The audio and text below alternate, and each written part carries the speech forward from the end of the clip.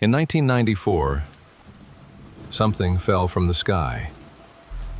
It wasn't rain. It wasn't hail. It was something else. Residents of a small town in Washington reported a strange, gelatinous substance covering their homes, their cars, even their skin. Hours later, they started getting sick. And when the substance was examined, scientists found something that should not have been there. Human cells. This is the quiet files. And this is what fell in Oakville. Then, people started getting sick. At first, it felt like the flu, but it spread too fast, and it hit too hard. Headaches, breathing problems, vertigo. Entire households were affected.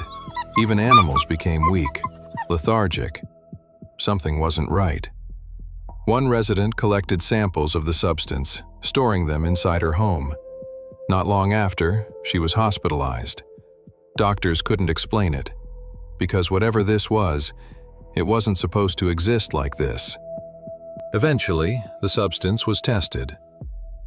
Under a microscope, it revealed something disturbing. Cells. Not just any cells, human white blood cells, alongside bacteria, living, biological material. But that raises a question no one could answer. How does human cellular material fall from the sky? Some believed it was a military experiment. Oakville sits near areas used for training exercises. The theory, a biological test released into the air, something that was never meant to reach the ground. Others suggested something even stranger, that the blobs were once living creatures, pulled into the atmosphere, destroyed, and returned to Earth as fragments.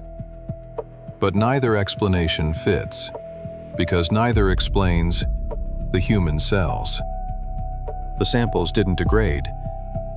They didn't get contaminated. They didn't get misplaced in some lab accident. They disappeared. And not just the samples.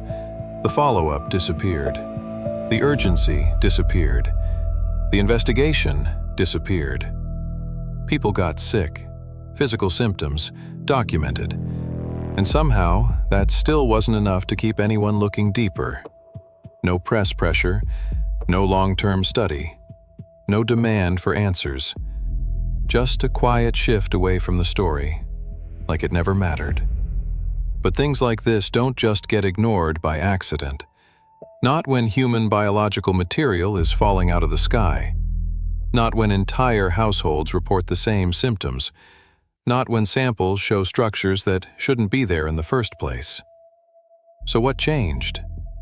Who made the call that this wasn't worth pursuing? Who decided this ends here? Because someone did. And when that happens, it's never random. Maybe it was a failed test.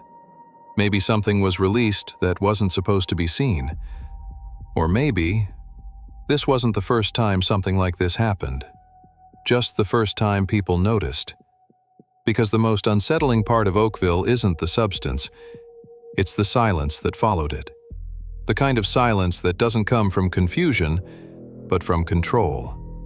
And if something like this could be contained once, then how many other incidents never made it this far?